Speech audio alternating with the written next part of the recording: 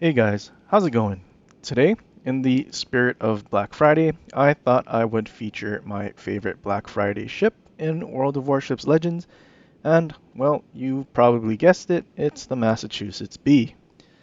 Now, this game that I specifically chose for this occasion is a bit of an odd one. You'll see what I mean here in a couple of minutes as I push down this right flank.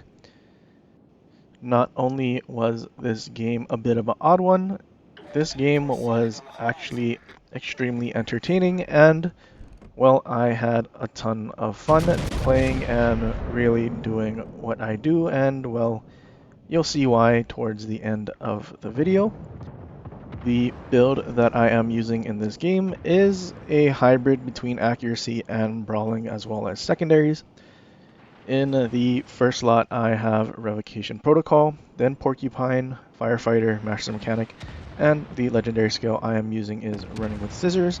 And, well, you saw there that first salvo at this Atlanta. Well, absolutely everything went everywhere, and that is what happens when you have a skill that debuffs your dispersion, and also stacking Concealment Mod, which gives a 5% incoming fire dispersion debuff, and then also Camels doing 4.5% of that incoming fire dispersion debuff. Combined all together with Running with Scissors and those debuffs, you have a 15% dispersion nerf. And, well, if you are using a ship like Massachusetts and you are only using the artillery plotting room in that fourth mod slot, then you are still netting a negative 4% dispersion, which honestly doesn't help very much. Even when running Scharnhorst, you still net a negative dispersion debuff. Anyway, like I was mentioning before, the very odd thing that's happening, pretty much the entire team is actually going down the middle of two brothers. Typically, I would also go down the middle, however, I didn't spawn in the middle. So if I do spawn on one of the flanks, I do try to stay on the flank and basically make sure that we don't give up the entire map, and also try to hold the flank or be the one to push down it, especially seeing that this Atlanta has zero support, so we can basically just charge straight at him, and, well, he is not going to survive with all of these battleships pushing down this flank very aggressively. Now, looking at the map, we can see that the opposite flank of the enemy team is actually also pushing towards the middle of the map, towards that B cap. So right now we do have a decision to make, either turn around and help our team stop the enemies from pushing straight through the middle, or we can continue on and go towards Bravo and deal with these ships there.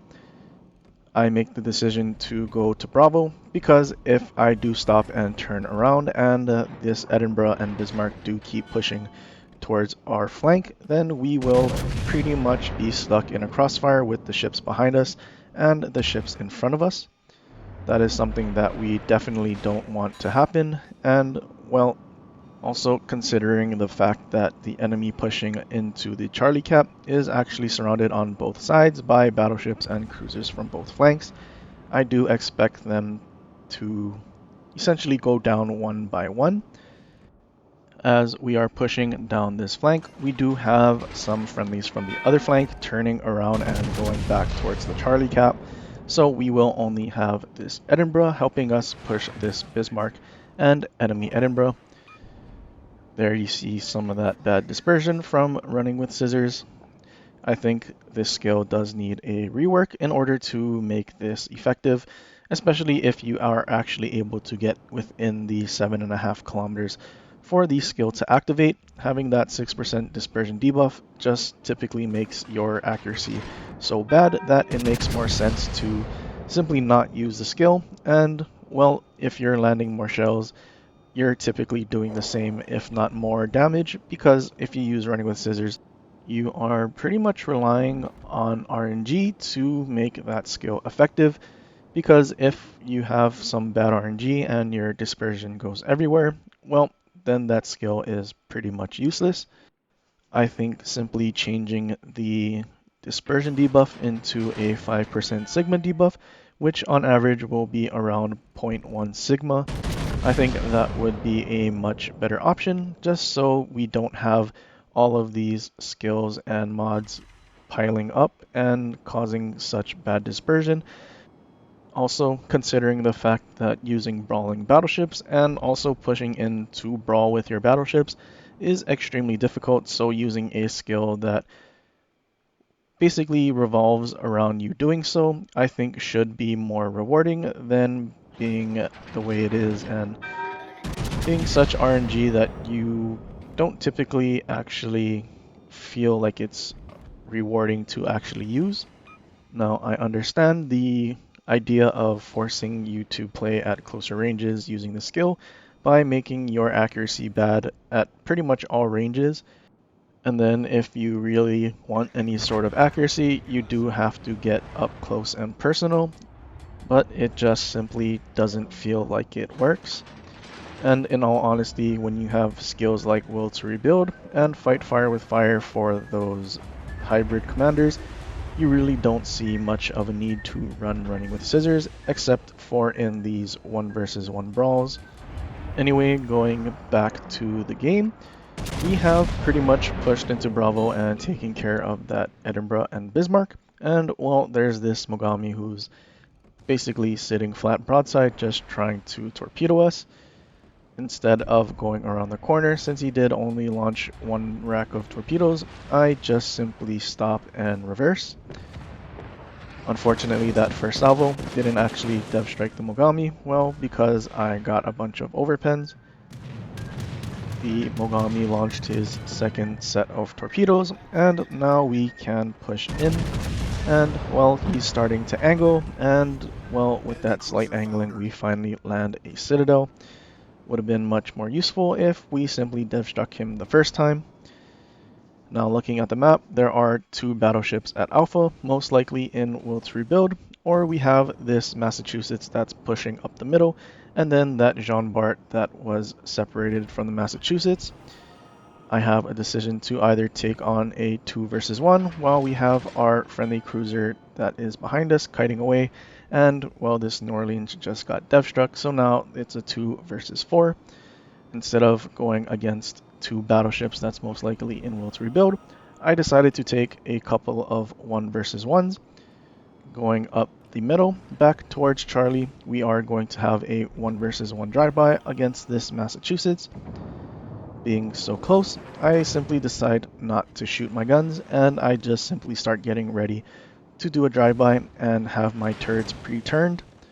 This is a mistake I see made very often, where the enemy battleship, or essentially battleship players, instead of pre-turning their turrets to do a drive-by and get citadels, they will try to shoot the turret or superstructure, or in the most boring way possible, they will just simply ram. This Massachusetts, well, unfortunately, he had shot his guns and didn't have his rear turret on the right side, so, well, he simply got dev struck. And as soon as we kill off that Massachusetts, now the enemy Jean Bart does show up. And, well, there is now a possibility for a second drive-by dev strike on this Jean Bart. I do need to be very careful because typically it's the French battleship players that just go for rams instead of actually trying to brawl.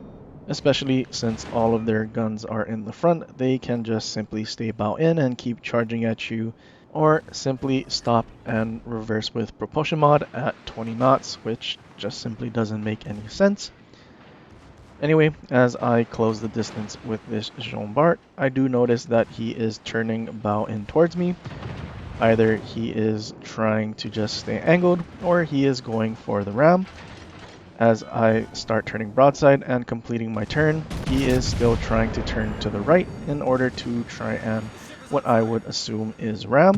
So I simply aim for his turrets to try and destroy them, so I can mitigate the damage that I take while I am broadside. He does damage on his turrets, and well, that second turret that I had incapacitated the first time reloads extremely quickly, so I know he has just used his reload booster. Now as I'm kiting away and having running with scissors and aiming for the turrets, the increased damage that your guns do with the skill activated does allow you to destroy turrets fairly easily, which the Jean Bart having weak turrets as is simply didn't help him here. Now that we've destroyed permanently one of the Jean Bart turrets, and since he had damage con the turret previously, our secondaries were able to set him on a permanent double fire, and well, we're pretty much just going to keep sailing away and keep firing at his turrets in order to incapacitate or destroy them.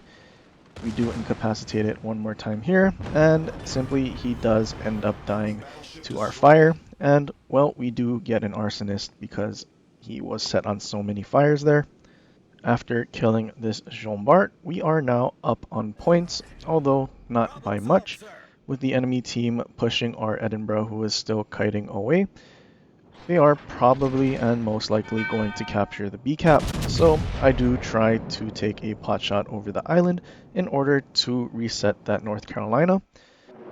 With our friendly Edinburgh kiting to the corner, I do start heading over towards Delta in order to try and get some broadsides of these two battleships while they're simply chasing our friendly cruiser to the corner.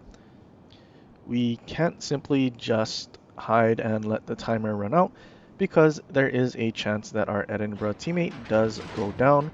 I'm not actually sure if he's spotted or not, but it does seem like he's launching torpedoes at these battleships that's chasing him, and there is a good chance that when he gets to the corner, he will end up getting spotted and possibly die. So we do need to head over to D in order to try and either kill off the enemy battleships or take some pressure off of him so that he isn't focused and killed off. We are also at 4 kills, so this is a good opportunity to get a Kraken. Now, I do notice that this Massachusetts had left the B cap and is still going, while that North Carolina actually slowed down, and it seems like he's going to try and capture B. With these two battleships splitting up, that means that they're both not going to be in will to rebuild, and taking this one-on-one fight having a HP advantage means that, well, unless I mess up drastically, this should be an easy kill. I do start angling away because I don't want to have to push towards him and possibly risk for a ram. And I also want to make it as difficult as possible for that North Carolina to help out the Massachusetts as soon as he captures Bravo. If I were to push in, there would be a possibility that North Carolina gets shots off on me much sooner than if I'm simply doing what I am, trying to stay angled away from this Massachusetts. All it really takes is one good RNG dispersion salvo to chunk me for most of my HP, and considering that there's two of them, most likely using Sims as their commander, that is definitely a possibility, so I do play it safe and stay angled away. I fire my main guns, and I actually get some decent looking dispersion. The Massachusetts goes into my secondary range. I use my secondary consumable, and I do land some secondaries in the Massachusetts superstructure, getting a close quarters expert and a Kraken. This was honestly one of the better games that I've had in Massachusetts, and also a game that I'm using a build that I typically don't use on the Massachusetts, because as you know, I do use secondary builds for the most part, although lately I have been moving away from full secondary builds and sort of moving into these hybrid builds. 3700 base XP, over 200,000 damage, and being able to do a drive-by and death strike of Massachusetts and getting into a brawl. This was honestly one of the most fun games I've had in a while. With all the carrier games and long-range HE spam cruisers that just got more range with the buff to the range mod in that fourth slot, well, it's honestly really difficult to actually push in and brawl to be effective in a game, and being able to do so here was simply just a blast to do. I do wish it was either easier to do or somehow the player base got a little more brave and instead of playing passive, they did play a little more aggressive and found themselves in brawl situations like I did here. Again, the build I was using was a hybrid build. I do have some secondary skills, but ultimately my inspirations are focused around accuracy. Lately, I've actually switched over from Andrew Cunningham to Angelo Iachino, mainly to try and get some higher Sigma against cruisers, where typically they will have both the concealment mod and camo that makes your dispersion very bad with running with scissors. Basically, having Angelo Iachino, I do have a 1.9 Sigma, which is on par with the base of Alabama or Kansas, and for the most part, it does help out quite a lot.